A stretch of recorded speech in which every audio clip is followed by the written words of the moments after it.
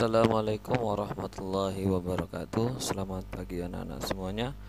Pada pertemuan di semester ganjil ini Bapak akan menyampaikan materi kita tentang Al-Quran dan hadis sebagai pedoman hidup.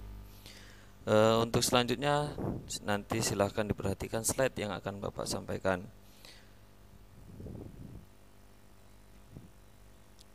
Pada pertama yang akan kita bahas yaitu tentang Al-Quran, yaitu tentang pengertian Al-Quran ya.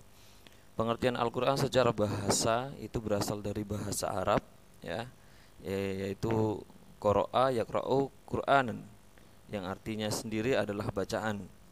Kemudian untuk istilah, Al-Quran secara istilah itu adalah sebuah kalam atau firman Allah yang diturunkan kepada Nabi Muhammad SAW melalui perantara malaikat Jibril. Itu tadi adalah pengertian Al-Quran secara bahasa dan istilah. Pada slide ini Bapak akan menyampaikan fungsi dari Al-Quran ya. Jadi fungsi Al-Quran itu ada banyak.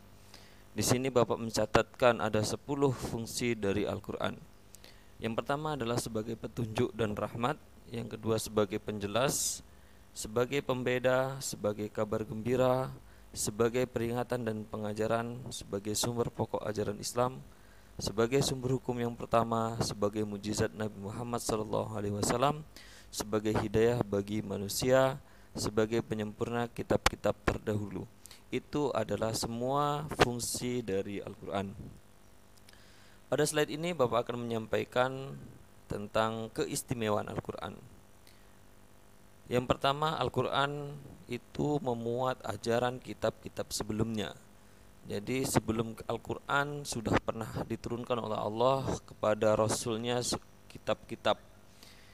Kitab-kitab itu adalah Taurat, Zabur, dan Injil ya. Dan semuanya disempurnakan di dalam Al-Quran. Kemudian kesucian Al-Quran terjaga hingga akhir zaman. Dan ini sudah diterangkan di dalam Al-Quran bahwasanya kesucian Al-Quran akan terjaga hingga akhir zaman. Yang ketiga, Al-Quran diturunkan kepada Allah Subhanahu wa Ta'ala untuk umat manusia tanpa terkecuali. Artinya, apa yang ada di dalam Al-Quran tidak dikhususkan untuk umat Islam saja, tetapi seluruh umat manusia. Yang keempat adalah Al-Quran sumber ilmu pengetahuan. Kelima, Al-Quran mengandung kebahagiaan dunia dan akhirat. Kebahagiaan dunia dan akhirat itu adalah surga ya, dan dunia itu kebahagiaannya.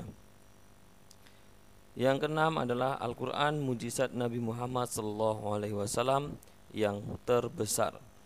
Yang ketujuh, gaya bahasa yang hebat dan indah, sehingga tidak ada yang bisa menandingi gaya bahasa yang terdapat di dalam Al-Quran.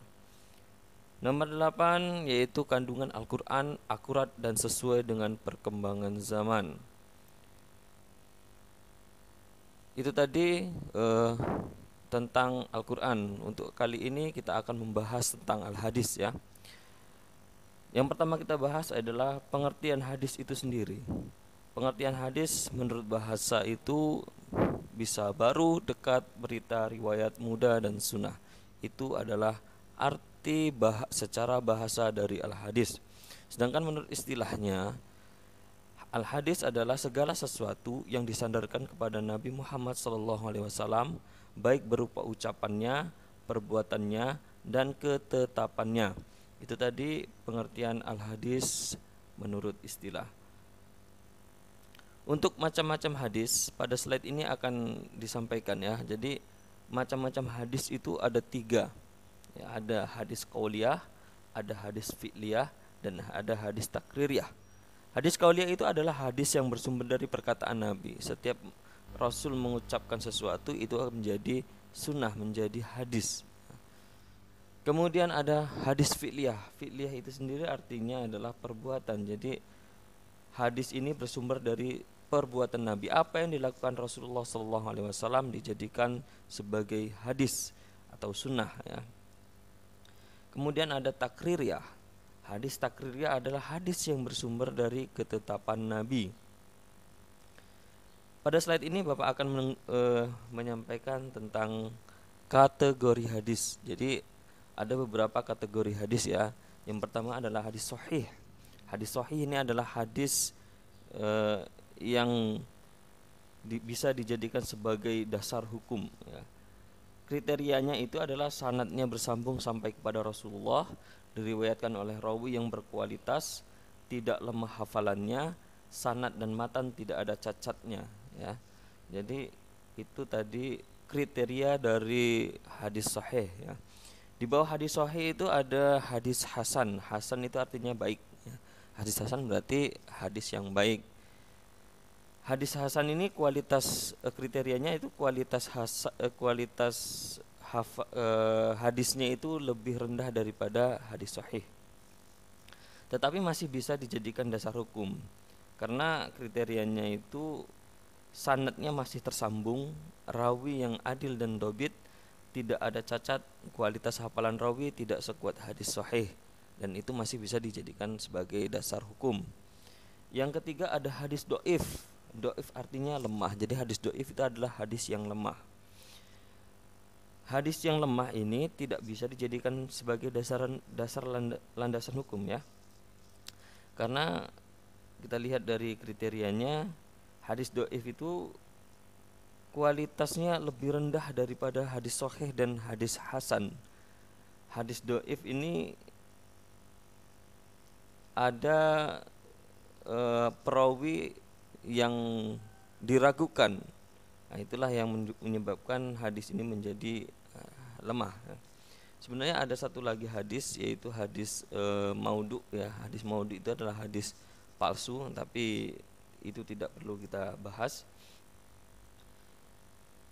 Untuk pada slide ini akan dijelaskan tentang unsur hadis ya. Jadi hadis itu memiliki unsur. Ada 5 unsur dalam hadis. Yang pertama adalah rawi, 2 sanad, 3 mukharij, dan 4 siyahul ada, dan 5 itu matan. Untuk rawi itu adalah seorang yang menyampaikan riwayat Nabi Muhammad SAW. Itu rawi ya. Biasanya rawi itu terdapat di akhir hadis. Kemudian ada sanad. Sanad itu kumpulan rawi dari sahabat hingga orang terakhir yang meriwayatkannya, biasa terdapat di depan. Kemudian mukharij itu adalah rawi terakhir yang menuliskan riwayat yang ia dapat dalam sebuah catatan atau karya pribadinya. Ada siyahul ada adalah redaksi yang dipakai oleh seorang rawi dalam meriwayatkan sebuah hadis. Dan yang terakhir itu adalah matan. Matan itu adalah isi dari hadis itu sendiri atau redaksi dari riwayat yang disampaikan oleh masing-masing rawi dari perkataan atau perbuatan Nabi Muhammad SAW. Untuk yang terakhir di sini pada slide ini akan disampaikan tentang fungsi hadis ya. Tadi pada awal sudah disampaikan ada fungsi dari Al-Quran, dan ini juga ada fungsi dari hadis.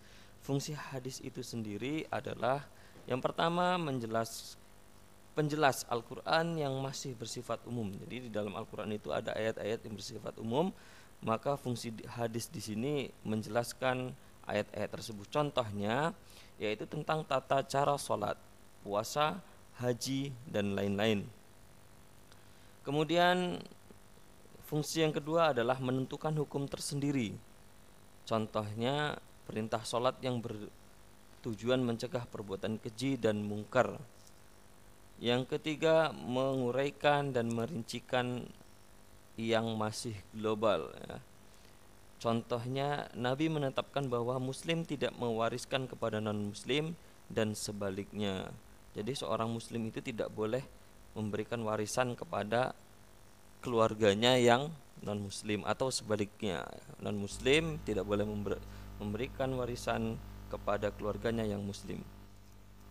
Yang keempat yaitu menetapkan dan mengadakan hukum yang tidak disebutkan dalam Al-Quran. Jadi ada hukum-hukum yang tidak ada di dalam Al-Quran dan itu disebutkan di dalam hadis. Contohnya haram memakan burung berkuku tajam, dan haram memakai cincin emas dan kain sutra bagi laki-laki. Itu semua penjelasan Bapak, semoga bermanfaat untuk kita semua. Wabillahi taufiq wal hidayah. Wassalamualaikum warahmatullahi wabarakatuh.